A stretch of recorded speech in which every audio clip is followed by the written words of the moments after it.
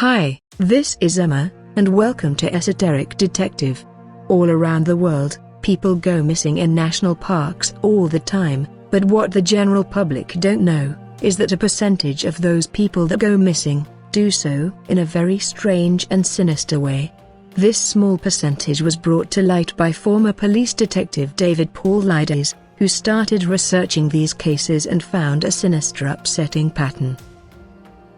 Is nearly here, which means millions of people will be heading for national parks and national forests.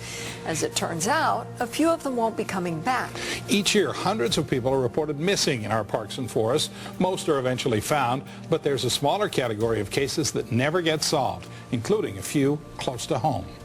The I-Team's George Knapp is here with the story. George. You know, it's not a revelation to say that people get lost out in the wilderness or in forest areas. We're talking about a different kind of mystery, though. Disappearances that are not caused by predator attacks or criminals hiding out there in the woods or just bad luck. A former cop has put together hundreds of case files regarding clusters of missing persons in national parks where the circumstances are flat out strange. But don't Stay tuned as Esoteric Detective brings you 6 things we know about the clusters of missing people in national parks. Number 6. People go missing from right beside family members in broad daylight. It is like they just vanish. Sometimes the bodies of the individuals are found miles from the location where they went missing. So far, in fact, that it is not possible for them to have got to the location. That is, people are found miles up the sides of mountains, without any clothing on, such distances from where they went missing that they would have needed a helicopter to have got there, in the time frame since their disappearance. To put this into perspective, let's take the case of Cullen Finnerty, who was found dead, under strange circumstances in 2013. Finnerty was a football player who was a giant man who was from the Midwest. The New York Times would eulogize that he was perhaps the most successful quarterback in college football history. At 6'2" and 240 pounds of solid muscle, by all accounts, Finnerty was your all-around tough American guy. He had a character which people said was stoic and strong, and people never saw him afraid of anything. That was until he decided to go fishing alone one day on May 26, 2013 in the Baldwin River, deep in the Manistee National Forest Park.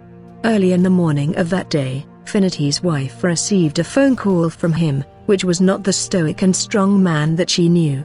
Finnerty was frantically telling his wife how he was being followed, and was extremely afraid. During the last call, his wife was able to have him give her the coordinates from his phone. But when friends and family went to the location, he was not there. When the police got involved, Finnerty's cell phone, which had a global positioning system, was traced by the cell phone company to help get a true lock on his position. It is worth noting that margin for error on a GPS transmitter is 50 to 100 feet, but when the cell phone company pinged Finnerty's phone, the coordinates that came back placed his phone in 4 different locations. Although the pings were within minutes of each other, the locations were 4.37 miles apart. Finnerty was later found, miles from the location of where his cell phone said he was, with much of his clothing missing, his fishing spenders around the wrong way, as if he had been undressed and reclothed, and without any footwear. To this day, it is unknown why he was so afraid, and why he was found in such an unusual manner. The official report rules the death as pneumonia, but it neglects the other strange evidence. The fact that Finnerty said he was being followed, the fact he had been undressed, and the fact that his cell phone location put him in 4 places at the same time. Number 5. This is not just happening in the United States, but is happening around the world. In fact, strange events that match the strange clusters of missing people have been found as far afoot as New Zealand and Australia. It is hard to tell the true scale of the people that go missing in the forests in such a strange way, but there are enough countries that match cases and clusters in the United States that there is no doubt that the mystery is global. Number 4. Strange dark storms have something to do with the people going missing. Witnesses describe a dark storm that made them afraid, and sometimes a thick sudden mist. The mist descends and then the people are gone.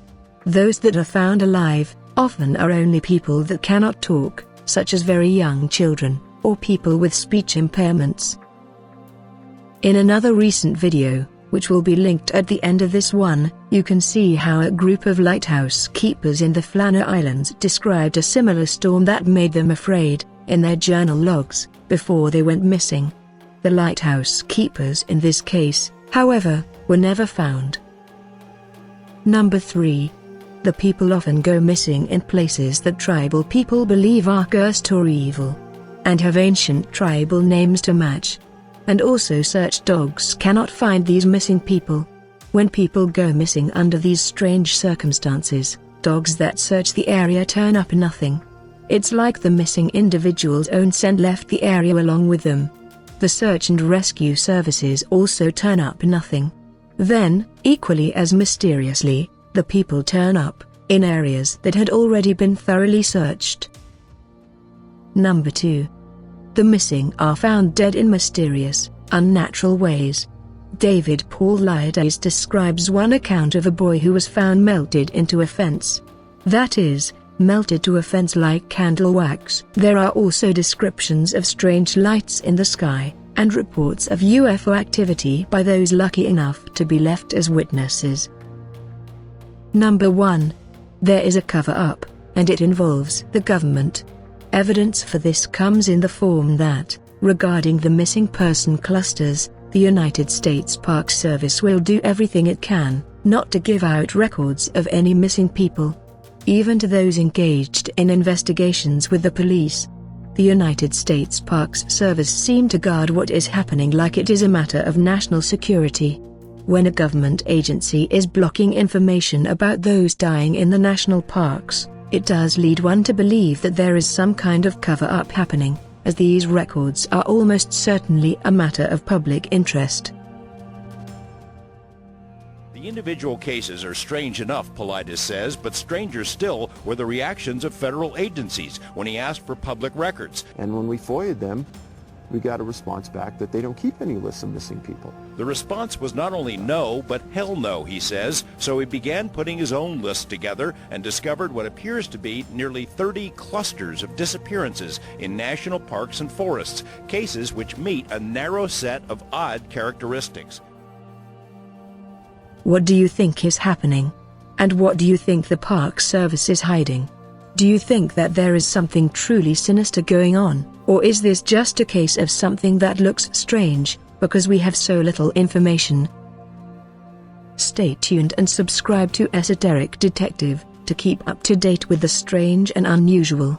And please give a thumbs up if you liked the video. Until next time, if you find yourself in a national park and see a storm coming, maybe you should make sure you are armed, so you don't go gently into that night.